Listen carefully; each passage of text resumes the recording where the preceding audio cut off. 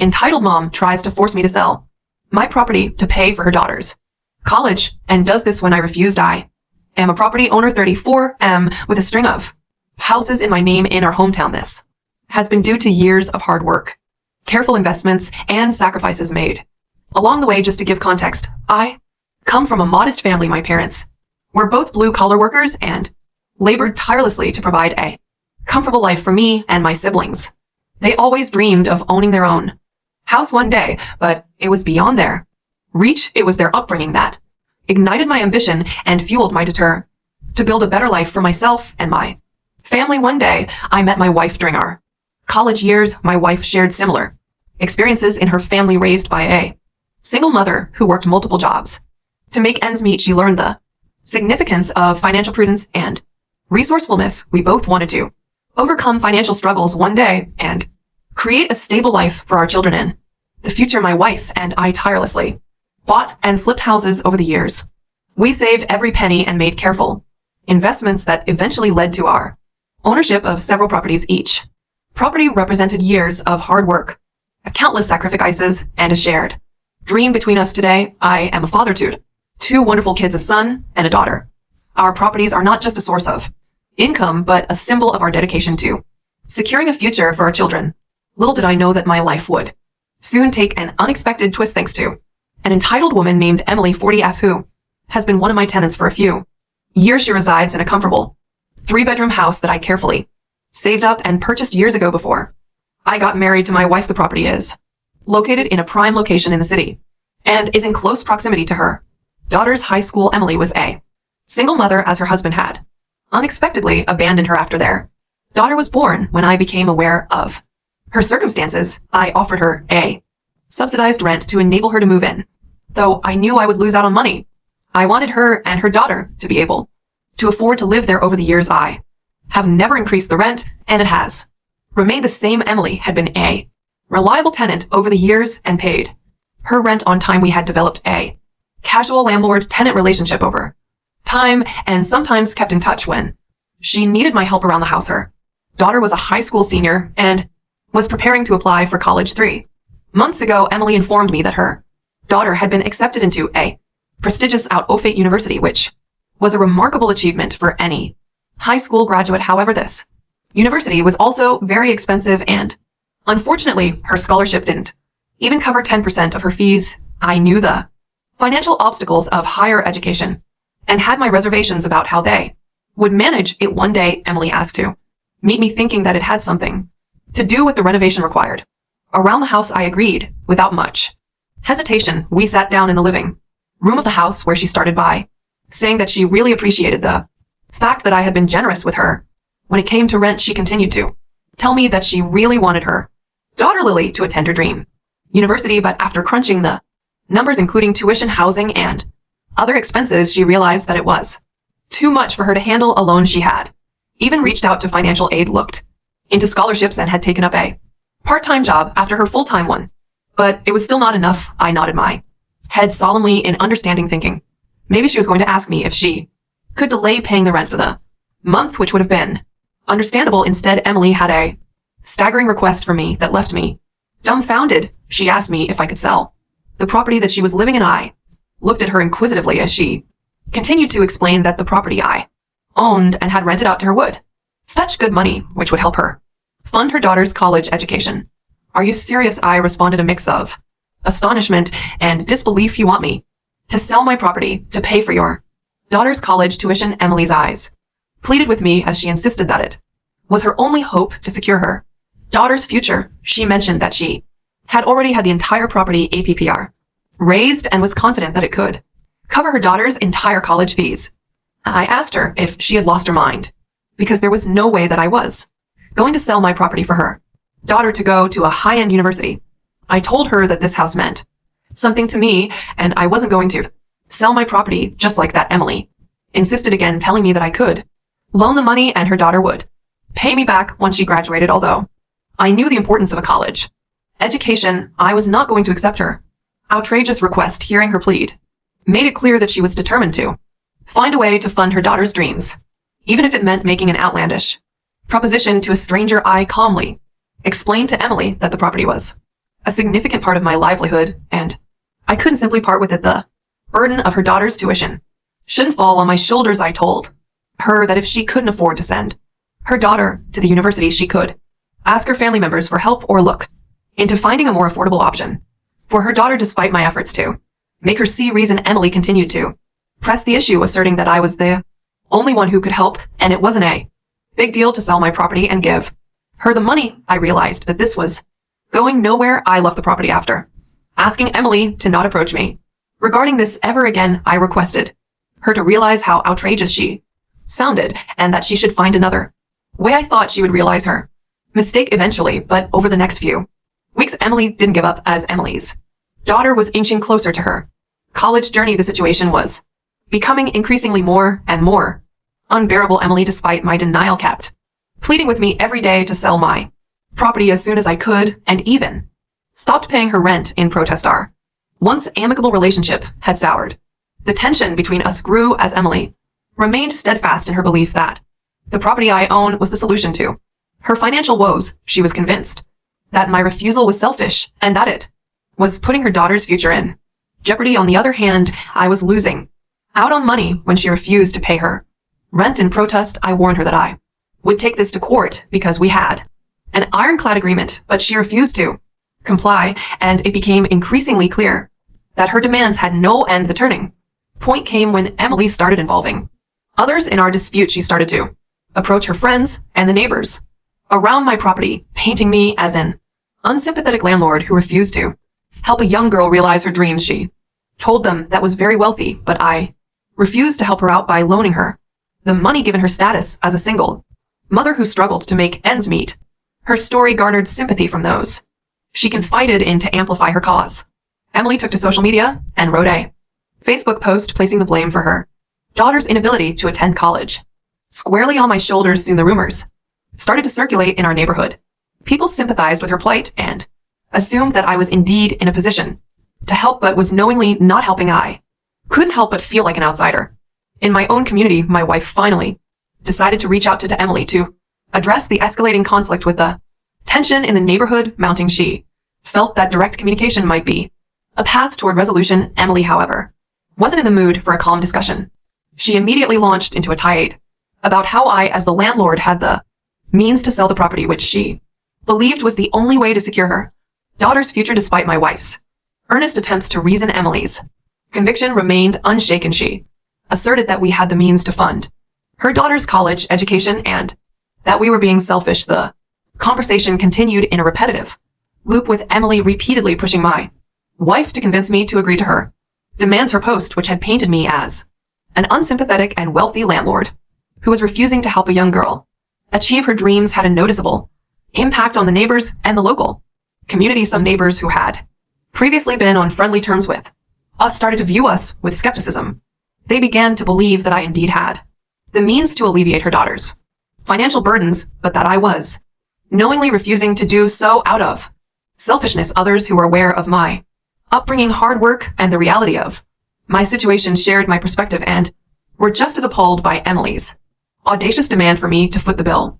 They reminded me that I needed to protect my property and maintain the hard-earned legacy I had built. The community became more and more divided every day, with some sympathy being directed toward Emily. Despite the mounting pressure, I stood my ground, resolute in my decision to protect my property. I had invested years of hard work and sacrifice to secure it, and it was not something I was going to part with simply. Meanwhile, Emily continued to fuel the flames, accusing me of lacking empathy and exploiting living in my property rentry. Her social media posts became increasingly vocal, sharing stories of her daughter's determination and the countless sacrifices she had made to prepare for college. As a result, the debate escalated from a private disagreement to a public discourse. The weight of the allegations started affecting my family. Also, my kids began to experience bullying at school, with their classmates pairing the false claims they had heard from social media about me. It was heartbreaking to witness the distress the situation caused them. It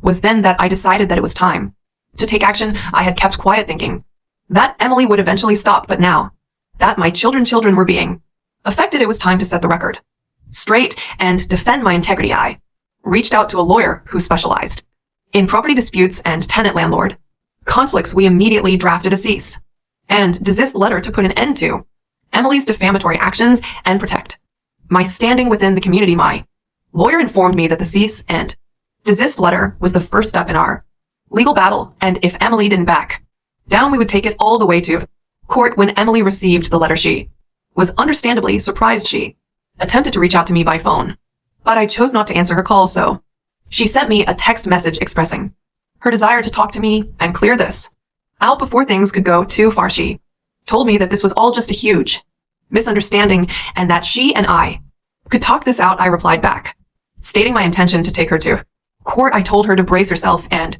enjoy it because she was going to regret ever trying to mess with me. I know this is going to be an uphill fight because this woman has been relentless in insisting that I should pay her daughter's tuition and ruining our family reputation both in the community as well as online. My lawyer is currently preparing for the case in case it goes to trial when she doesn't back down, outlining all the false accusations and the harm she has caused us in the last few months. When some of my relatives found out that I was taking her to court, they suggested that I should give her a chance to sort out the issue since she is a single mother and is trying to do what is best for her child. So reddit him I the whole for refusing to sell my property to pay the entitled mother her daughter's college fees and instead dragging her to court. Update 1. Emily has responded to our legal action with a letter of her own filled with threats and more defamation. She has accused me of charging a high rent despite knowing her financial situation, which according to her made it impossible for her to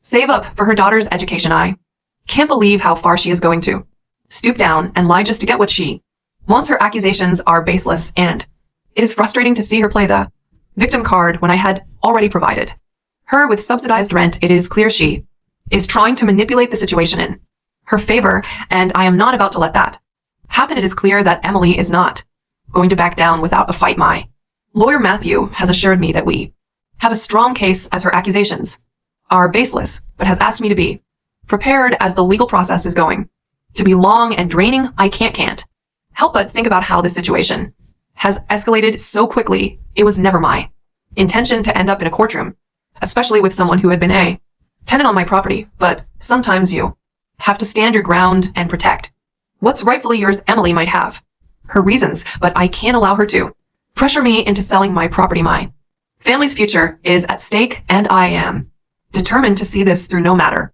how challenging it would be. I will update you next when the legal proceedings begin. Update 2. Since my last update, the legal proceedings have officially begun. The anticipation leading up to the court date had been excruciating. In the courtroom was charged with tension as both parties presented their arguments and evidence.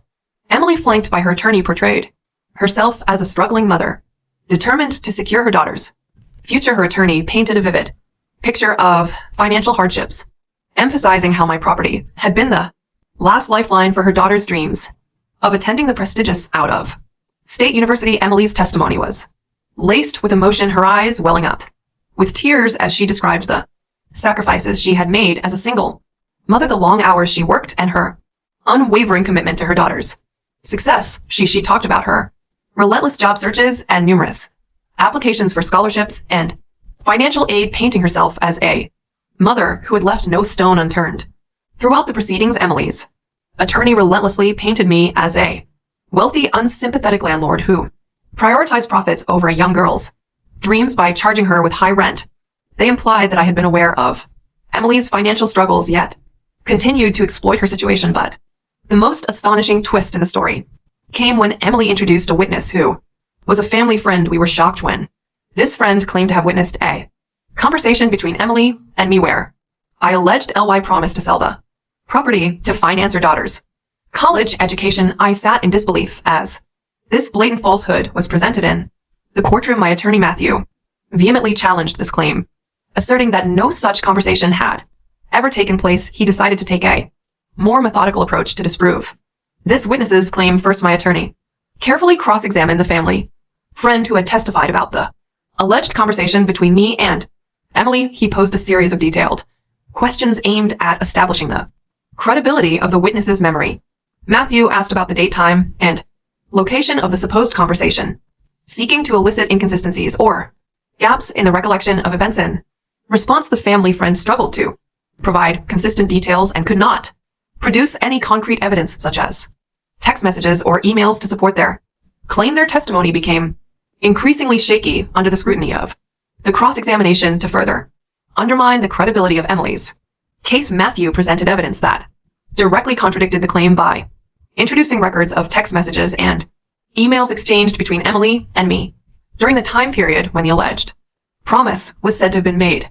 These messages clearly showed that the subject of selling the property to fund her daughter's education had never been discussed, and Emily was the only one who was forcing me to sell my property to loan her the money. Additionally, we had a neighbor who lived adjacent to Emily's property testify that Emily had been paying less rent than all the other renters in the area. My lawyer pulled up receipts from other tenants residing in the neighborhood to prove the same.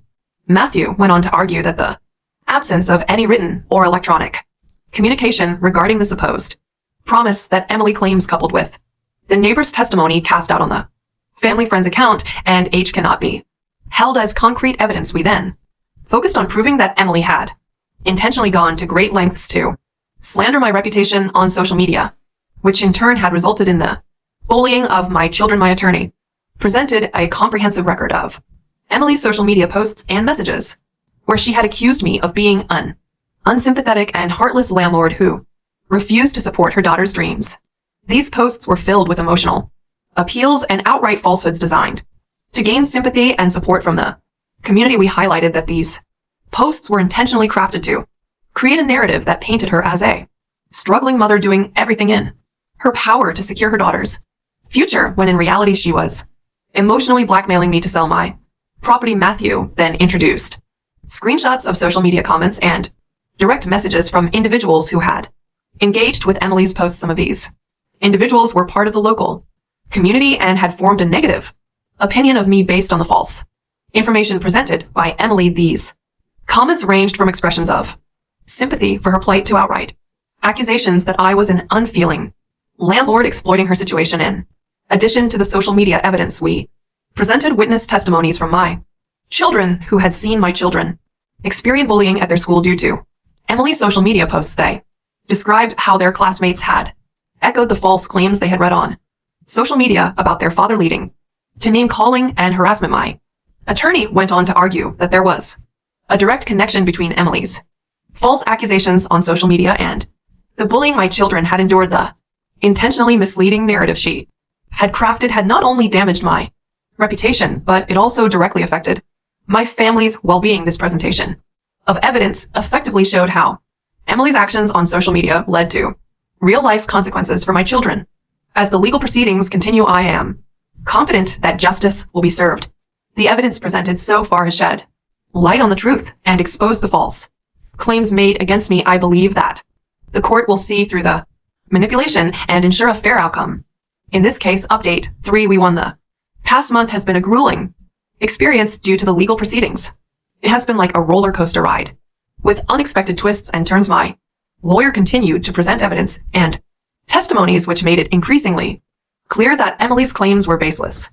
Her attempt to manipulate the situation by introducing a family friend who falsely testified about a promise I had never made fell apart under scrutiny. The lack of concrete evidence and inconsistencies and the witnesses' account cast doubt on the validity of their claims. After a thorough examination of all the evidence and testimonies, the judge finally announced the verdict and ruled in my favor. This came as a huge relief to me, and I was grateful that the judge had seen through all the baseless claims. Emily was found guilty of defamation and was ordered to pay damages for the harm she had caused to my reputation, starting with paying the rent for the previous months and additional fines. A restraining order was also issued by the judge, preventing Emily from making any further defamatory statements about me or my family. This ruling successfully validated my actions and my right to protect my property. As the legal battle concluded, I watched Emily sitting beside her lawyer looking defeated. I turned to look at her daughter Lily and couldn't shake off the thought that her dreams had been compromised by her mother's sense of entitlement. This nightmare was finally coming to an end, with justice being served. It was a lesson for everyone on the importance of defending oneself and not letting someone else's audacious demands shake our core beliefs. I can now move forward with a renewed sense of self-assurance and the knowledge that my House and our livelihood are secure. I would like to thank everyone who has supported me in this journey so far. The mental pressure and struggles my family and I went through were immense, but ultimately truth prevailed. Update 4. It has been 6 months since my last update following my courtroom victory. The restraining order has effectively silenced Emily, and the damages she had to pay for defamation provided some level of consolation for the harm done to my reputation. Emily and her daughter had to move out after I gave them the eviction notice. While their circumstances remained challenging, I knew they were no longer my responsibility. I did feel a twinge of sympathy for her daughters' lost educational opportunities, but the reality was that her mother's audacious request had put their family in a difficult situation. Emily was also forced to take down her defamatory social media posts as part of the court's ruling, and everyone quickly found out the extent of her lies. The last I heard about them was when her daughter Lily reached out to me with an apology out of nowhere. Lily had always been a great kid, and I had watched her grow up, but when her mother started falsely alleging me, I cut off contact with them. I was surprised that she wanted to get in touch with me after her mother publicly lost the case. Her message was filled with genuine remorse for the way her mother had behaved and the consequences that had befallen her family as a result. She expressed gratitude for our patience and understanding during the ordeal, recognizing that her mother's actions had caused harm to both our families. She also shared that they had relocated to a more affordable area and that she had decided to attend a local college to pursue her education. She informed me that she had spoken with her mother after the legal proceedings had ended and had asked her to back off, stating that she was determined to hear her own future without making any audacious demands. I felt sympathy for what she had to go through at such an early age because of her entitled mother's false claims. I told her that everyone deserves a second chance, and it was admirable that she was taking control of her own destiny. I wished her the best of luck with her studies and assured her that the past was behind us now that Emily and her daughter no longer live on my property. Our life has settled into a new normal. The weight of the false accusations and the bullying our children faced earlier has been lifted. We took action by reaching out to our children's school and addressing the bullying they had gone through. Oh,